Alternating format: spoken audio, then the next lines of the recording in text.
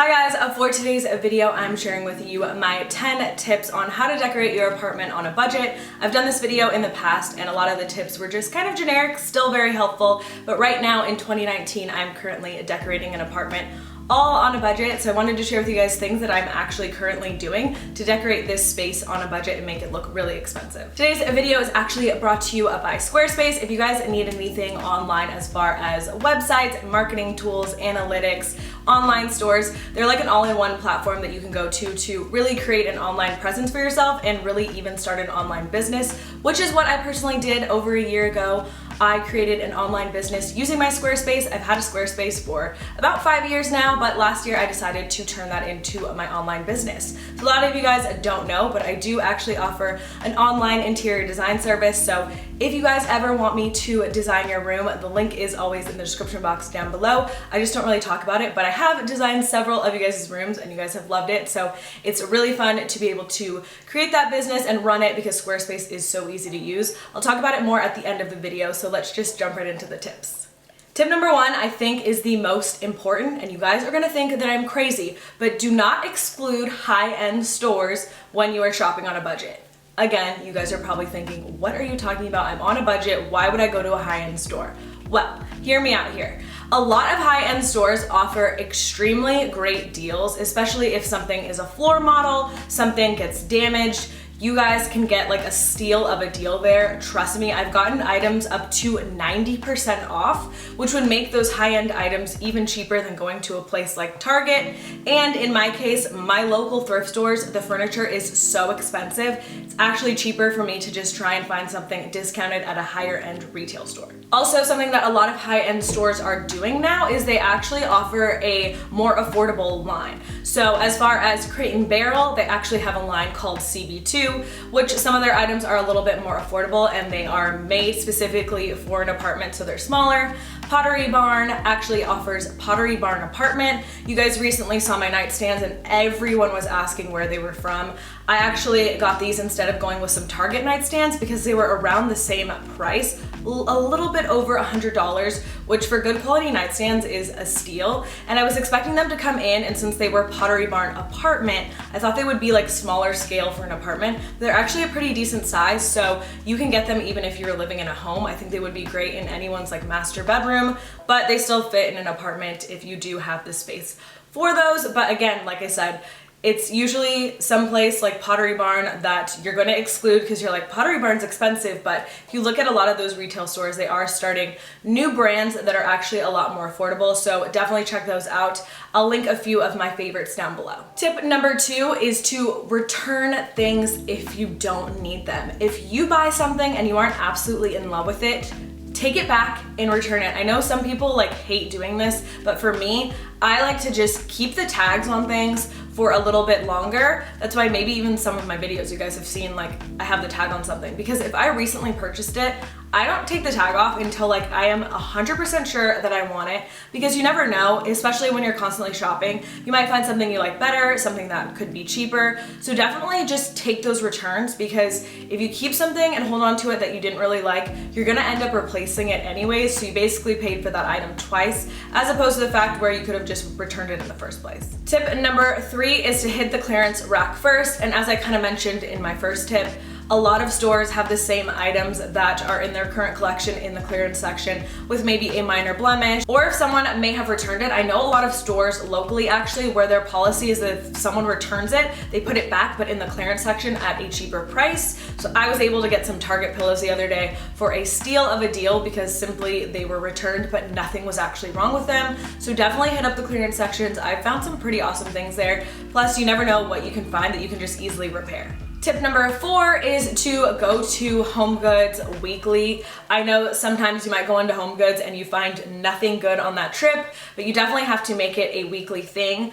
Also keep in mind that HomeGoods, TJ Maxx, and Marshalls are all the same store. I believe also HomeSense is the same store. We don't have those where I live, but I know it's all the same company. If you see that someone found something at a HomeGoods that you really liked and you go to your HomeGoods and you can't find it, that does not mean that you're not gonna find it at a TJ Maxx or a Marshalls locally. It's just something that I personally like to do. You can also ask the employees, hey, what days do you guys get new stuff in? And they're usually pretty nice and they'll tell you, and you can go on that day, and that's really when you're gonna get the best items. Tip number 5 is something that has helped me tremendously, and that is to not bulk buy. I know initially when we move into a space, we're really antsy, we want it to be decorated, we want it to be perfect, and the truth is, if you do it that way, you're not gonna be able to save any money, and in the long run, it's just not gonna work out for you. So I've been in my place for a little bit over a month. I'm nowhere near done decorating, and that is totally fine. As opposed to me going out and just bulk buying everything I need for my apartment, that is gonna cost more money, and I'm not gonna have like a homey space. I feel like taking time and decorating is what makes your place feel like a home. So no bulk buying. I always make some sort of list, and I usually don't have any more than 5 items on that list. So if I'm going to Target, I'm just picking up those few things that I specifically need for a certain space in my house. I don't go to like Target or IKEA and say, okay, I'm gonna get everything for my dining room today. It just doesn't work out in the long run, and again, you're gonna end up overpaying as opposed to waiting and being a little bit more patient and just letting things come together on their own. Tip number 6 is if you do purchase something at the full price with absolutely no discount, don't use it right away. This happens to me all the time. I actually got a entryway console last week. I bought it. It was 10% off, but then Target made it 20% off the next Sunday. So I simply am able to return it and get that money back. But if it's something that you paid full price for, definitely I would say wait a little bit, keep the tag on it, because usually you can get a discount on anything. Whether it's high-end, whether you're shopping at Target, usually all that stuff ends up going on sale, or Target does a lot frequently if you're shopping there, where they do like a code that's just generic and it's home, and you get either like 10, 15, or 20% off, and that's off like usually everything. So if you're paying full price, that's the only thing that I would say. Wait a little bit before you use it, because it probably is going to go on sale. Even things that are in the new collection, usually they offer some sort of discount, even if it's just 10%. Tip number 7 is to shop high-end for inspiration. So this is something that I like to do a lot.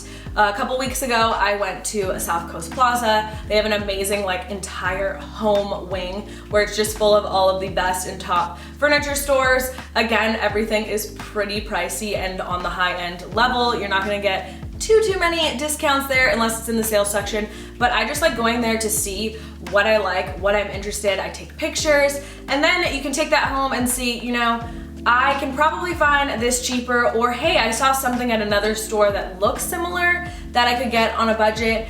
And then that is a way that you can really make sure that you're not splurging on a ton of pieces. Hey, you might find something that's a little expensive, and it's okay to, you know, pay a little bit more money for a few things in your apartment, but you don't want to do that with everything. So my biggest tip is to shop high-end just for inspiration and see what you can find in other places. Tip number 8 is extremely important. If you are shopping in store, go on that store's website and make sure that the price is the same. Most stores will match the price. However, a lot of times the price is not the same as it is in store as it is online. I'm bringing up Target a lot in this video, but I've experienced that the past like 10 times I've gone to Target, I have purchased something and it's actually currently on sale online. Their entire new collection, actually, I don't know if it still is, but everything was 10% off if you purchased online. So all you have to do is tell the cash register and they will match the price for you. It's super simple. They can just change it in the computer. But this is the same with a lot of other stores, even higher end stores like West Elm.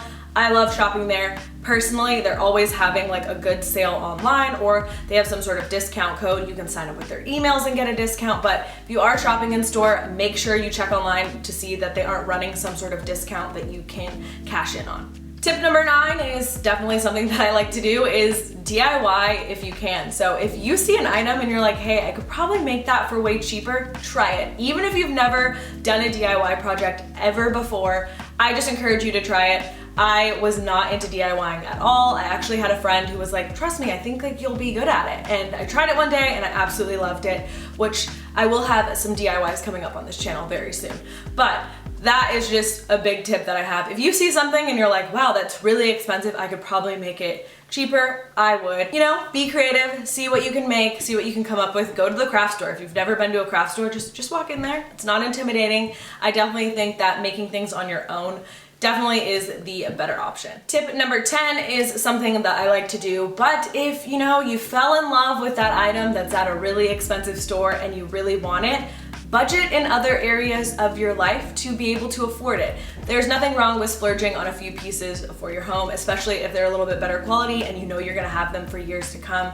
You guys always ask about my bed. I get so many questions. That was a splurge item. I still did get it at a really good discounted rate. However, I wanted to splurge on it, but I've had it for years now. I can't see myself ever getting rid of it. It's such a great piece. So to me, it was just a good investment, and you can do things like even just cooking meals at home. If you're the type of person who likes to eat out a lot, cook your meals at home for 2 weeks and see how much money you actually save in those 2 weeks, and you'll definitely be able to afford that furniture piece you've been lusting after. So now getting back to Squarespace, it's basically your all-in-one platform for domains, marketing tools. As I mentioned, you can create websites, stores. It's really great. They have great customer service. One thing that stood out to me when I wanted to create something on Squarespace is the templates are just amazing. They're so easy to use. Contrary to your belief, I actually am not really that knowledgeable in editing and filming and cameras. Everything I've kind of taught myself. So initially I was so intimidated about the thought of creating a website, let alone figuring out how to turn that website into a store. But Squarespace is always available to help you. And again, the templates are so user-friendly and they look so expensive and trendy. Like they have pretty much anything you would need for any type of business. So if you guys are ready to start a new business, make it with Squarespace. And if you head on over to squarespace.com/Nastazsa, you guys can actually get 10% off. So a huge thank you to them for making today's video possible. Thank you guys so much for watching, and I will see you guys in my next video. Bye!